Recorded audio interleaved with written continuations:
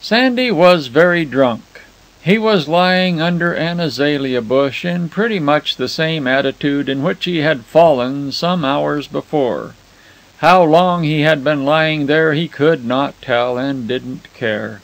How long he should lie there was a matter equally indefinite and unconsidered. A tranquil philosophy, born of his physical condition, suffused and saturated his moral being. The spectacle of a drunken man, and of this drunken man in particular, was not, I grieve to say, of sufficient novelty in Red Gulch to attract attention. Earlier in the day some local satirist had erected a temporary tombstone at Sandy's head, bearing the inscription, "Effects of McCorkle's Whiskey. Kills at 40 rods," with a hand pointing to McCorkle's saloon. But this, I imagine, was like most local satire, personal, and was a reflection upon the unfairness of the process rather than a commentary upon the impropriety of the result. With this facetious exception, Sandy had been undisturbed. A wandering mule, released from his pack, had cropped the scant herbage beside him, and sniffed curiously at the prostrate man. A vagabond dog, with that deep sympathy which the species have for drunken men, had licked his dusty boots, and curled himself up at his feet, and lay there, blinking one eye in the sunlight, with a simulation of dissipation that was ingenious and dog-like in its implied flattery of the unconscious man beside him. Meanwhile, the shadows of the pine trees had slowly swung around until they crossed the road, and their trunks barred the open meadow with gigantic parallels of black and yellow. Little puffs of red dust, lifted by the plunging hoofs of passing teams, dispersed in a grimy shower upon the recumbent man. The sun sank lower and lower, and still Sandy stirred not. And then the repose of this philosopher was disturbed, as other philosophers have been, by the intrusion of an unphilosophical sex. Miss Mary, as she was known to the little flock that she had just dismissed from the log schoolhouse beyond the pines, was taking her afternoon walk. Observing an unusually fine cluster of blossoms on the azalea bush opposite, she crossed the road to pluck it, picking her way through the red dust, not without certain fierce little shivers of disgust and some feline circumlocution. And then she came suddenly upon Sandy. Of course she uttered the little staccato cry of her sex. But when she had paid that tribute to her physical weakness, she became overbold and halted for a moment, at least 6 feet from this prostrate monster, with her white skirts gathered in her hand, ready for flight. But neither sound nor motion came from the bush. With one little foot she then overturned the satirical headboard and muttered, "Beasts!" an epithet which probably at the moment conveniently classified in her mind the entire male population of Red Gulch.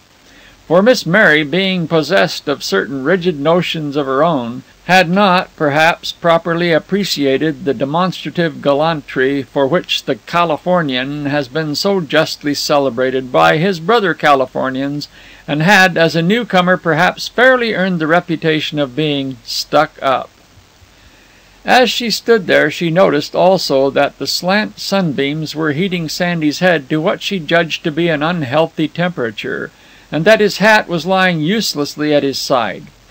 To pick it up and to place it over his face was a work requiring some courage, particularly as his eyes were open. Yet she did it, and made good her retreat. But she was somewhat concerned, on looking back, to see that the hat was removed, and that Sandy was sitting up and saying something.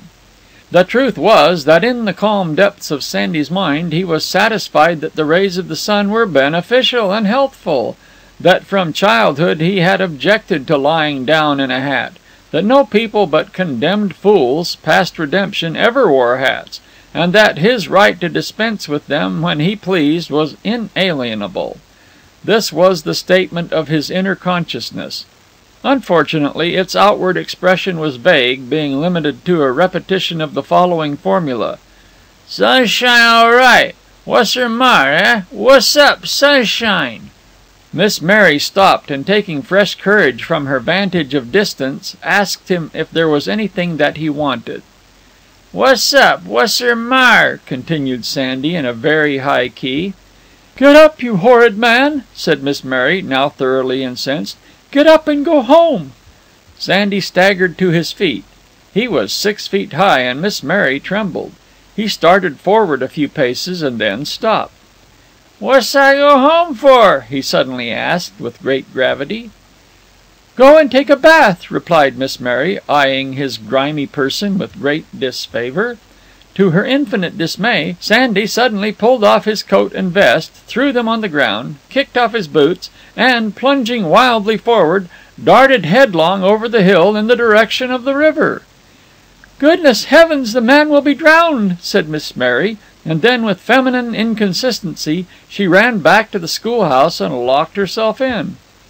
That night, while seated at supper with her hostess, the blacksmith's wife, it came to Miss Mary to ask demurely if her husband ever got drunk. "Abner," responded Miss Stidger reflectively, "let's see. Abner hasn't been tight since last 'lection." Miss Mary would have liked to ask if he preferred lying in the sun on these occasions, and if a cold bath would have hurt him, but this would have involved an explanation which she did not then care to give. So she contented herself with opening her grey eyes widely at the red-cheeked Mrs. Stidger, a fine specimen of southwestern efflorescence, and then dismissed the subject altogether. The next day she wrote to her dearest friend in Boston. "I think I find the intoxicated portion of this community the least objectionable. I refer, my dear, to the men, of course. I do not know anything that could make the women tolerable."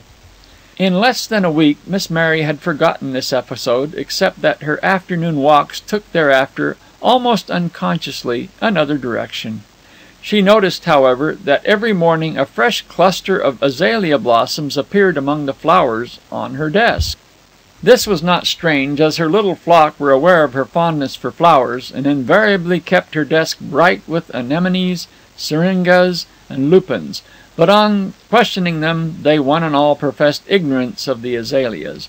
A few days later, Master Johnny Stidger, whose desk was nearest to the window, was suddenly taken with spasms of apparently gratuitous laughter that threatened the discipline of the school. All that Miss Mary could get from him was that someone had been looking in the winder. Irate and indignant, she sallied from her hive to do battle with the intruder. As she turned the corner of the schoolhouse she came plump upon the quondam drunkard, now perfectly sober and inexpressibly sheepish and guilty looking. These facts Miss Mary was not slow to take a feminine advantage of in her present humour.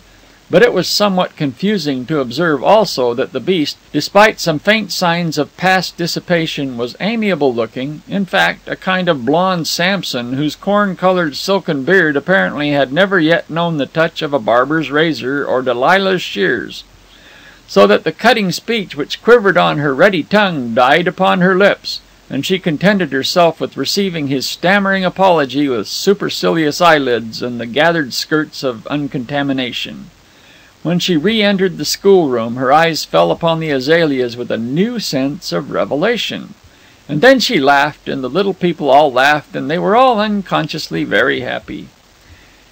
It was on a hot day, and not long after this, that two short-legged boys came to grief on the threshold of the school with a pail of water, which they had laboriously brought from the spring, and that Miss Mary compassionately seized the pail and started for the spring herself. At the foot of the hill a shadow crossed her path, and a blue-shirted arm dexterously but gently relieved her of her burden. Miss Mary was both embarrassed and angry. "If you carried more of that for yourself," she said spitefully to the blue arm, without deigning to raise her lashes to its owner, "you'd do better." In the submissive silence that followed she regretted the speech, and thanked him so sweetly at the door that he stumbled, which caused the children to laugh again, a laugh in which Miss Mary joined, until the colour came faintly into her pale cheek. The next day a barrel was mysteriously placed beside the door, and as mysteriously filled with fresh spring water every morning. Nor was this superior young person without other quiet attentions. Profane Bill, driver of the Slumgullion stage, widely known in the newspapers for his gallantry in invariably offering the box seat to the fair sex, had excepted Miss Mary from this attention on the ground that he had a habit of cussin' on upgrades, and gave her half the coach to herself. Jack Hamlin, a gambler, having once silently ridden with her in the same coach, afterward threw a decanter at the head of a confederate for mentioning her name in a bar-room. The overdressed mother of a pupil whose paternity was doubtful had often lingered near this astute Vestal's temple, never daring to enter its sacred precincts, but content to worship the priestess from afar. With such unconscious intervals, the monotonous procession of blue skies, glittering sunshine, brief twilights, and starlit nights passed over Red Gulch. Miss Mary grew fond of walking in the sedate and proper woods. Perhaps she believed, with Mrs. Stidger, that the balsamic odors of the firs did her chest good, for certainly her slight cough was less frequent, and her step was firmer. Perhaps she had learned the unending lesson which the patient pines are never weary of repeating to heedful or listless ears. And so, one day she planned a picnic on Buckeye Hill, and took the children with her.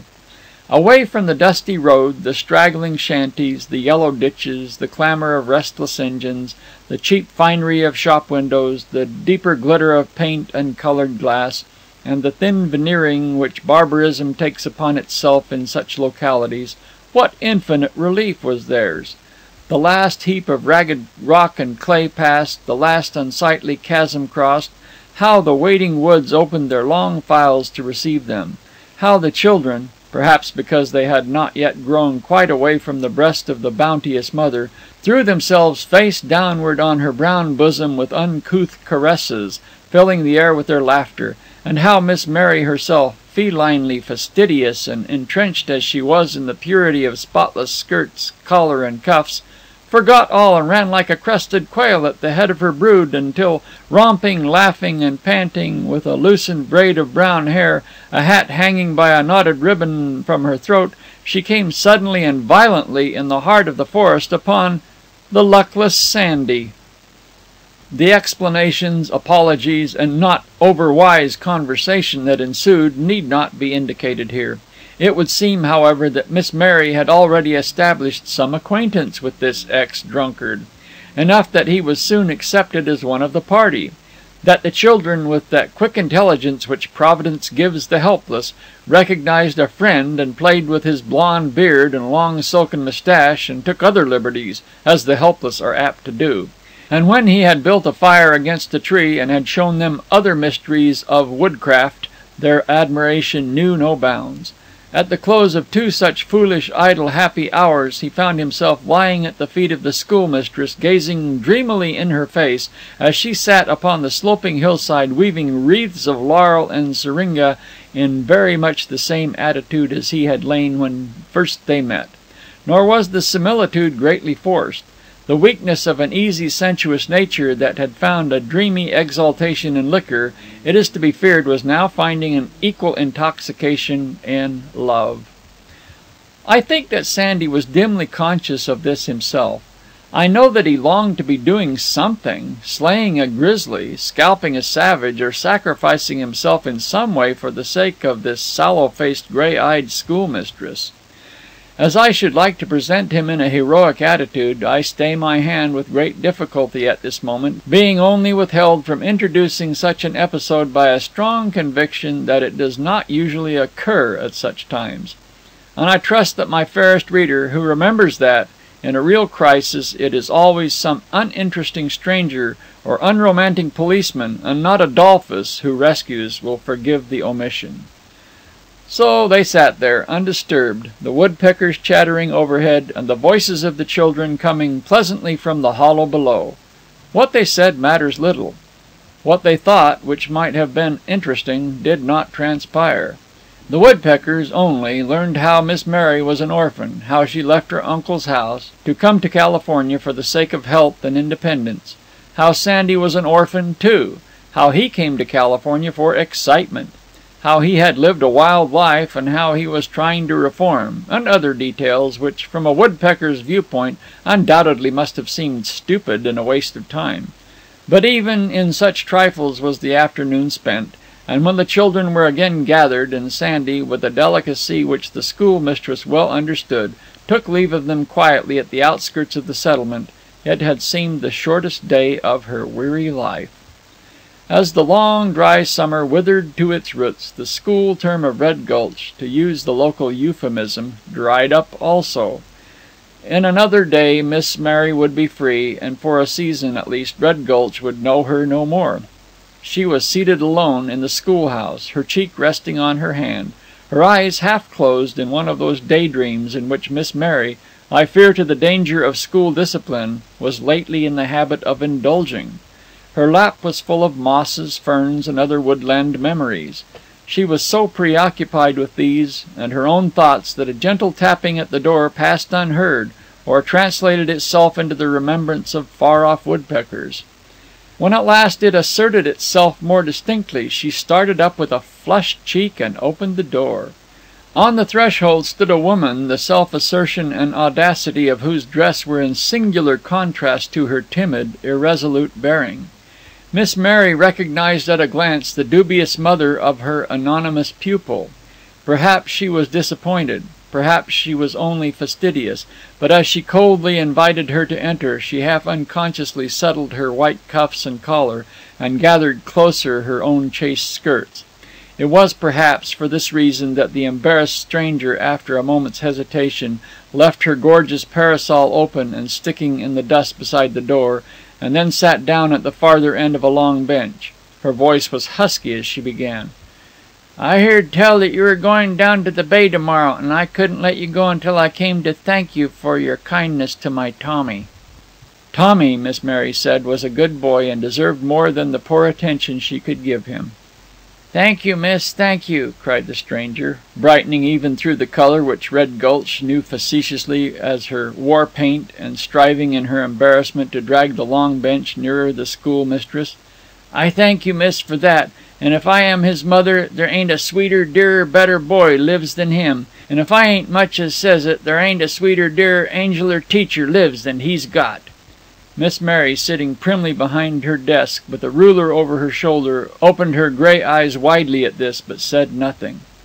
"It ain't for you to be complimented by the like of me, I know," she went on hurriedly. "It ain't for me to be coming here in broad day to do it either, for I come to ask a favour. Not for me, miss, not for me, but for the darling boy." Encouraged by a look in the young schoolmistress's eye, and putting her lilac-gloved hands together, the fingers downward between her knees, she went on in a low voice. "You see, miss, there's no one the boy has any claim on but me, and I ain't the proper person to bring him up. I thought some last year of sending him away to Frisco to school, but when they talked of bringing a schoolma'am here, I waited till I saw you, and then I knew it was all right, and I could keep my boy a little longer. And oh, miss, he loves you so much, and if you could hear him talk about you in his pretty way, and if he could ask what I ask you now, you couldn't refuse him. It's natural," she went on rapidly, in a voice that trembled strangely between pride and humility, "it's natural that he should take to you, miss, for his father, when I first knew him, was a gentleman, and the boy must forget me, sooner or later, and so I ain't going to cry about that, for I come to ask you to take my Tommy, God bless him for the bestest, sweetest boy that lives, to take him with you."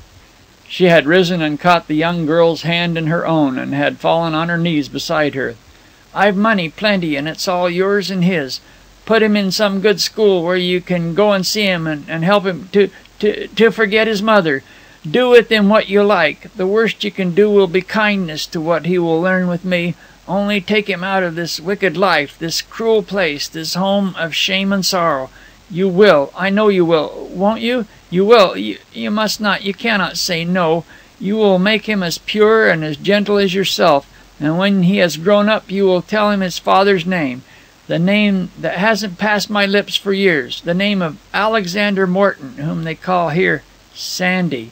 Miss Mary, do not take your hand away. Miss Mary, speak to me. You will take my boy. Do not put your face from me. I know it ought not to look on such as me, Miss Mary. My God, be merciful. She is leaving me." Miss Mary had risen, and in the gathering twilight had felt her way to the open window. She stood there, leaning against the casement, her eyes fixed on the last rosy tints that were fading from the western sky. There was still some of its light on her pure young forehead, on her white collar, on her clasped white hands, but all fading slowly away. The suppliant had dragged herself, still on her knees, beside her. I know it takes time to consider. I will wait here all night, but I cannot go until you speak. Do not deny me now. You will. I see it in your sweet face, such a face as I have seen in my dreams. I see it in your eyes, Miss Mary. You will take my boy." The last red beam crept higher, suffused Miss Mary's eyes with something of its glory, flickered and faded and went out. The sun had set on Red Gulch. In the twilight and silence Miss Mary's voice sounded pleasantly. "I will take the boy. Send him to me tonight." The happy mother raised the hem of Miss Mary's skirts to her lips. She would have buried her hot face in its virgin folds, but she dared not. She rose to her feet. "Does this man know of your intention?" asked Miss Mary suddenly. "No, nor cares. He has never even seen the child to know it." "Go to him at once tonight, now. Tell him what you have done. Tell him I have taken his child, and tell him he must never see the child again. Wherever it may be, he must not come. Wherever I may take it, he must not follow. There, go now, please. I'm weary and have much yet to do." They walked together to the door. On the threshold the woman turned. "Good night." She would have fallen at Miss Mary's feet, but at the same moment the young girl reached out her arms, caught the sinful woman to her own pure breast for one brief moment, and then closed and locked the door. It was with a sudden sense of great responsibility that Profane Bill took the reins of the Slumgullion stage the next morning, for the schoolmistress was one of his passengers. As he entered the high road, in obedience to a pleasant voice from the inside, he suddenly reined up his horses and respectfully waited as Tommy hopped out at the command of Miss Mary. "Not that bush, Tommy. The next." Tommy whipped out his new pocket knife, and cutting a branch from a tall azalea bush, returned with it to Miss Mary. "All right now?"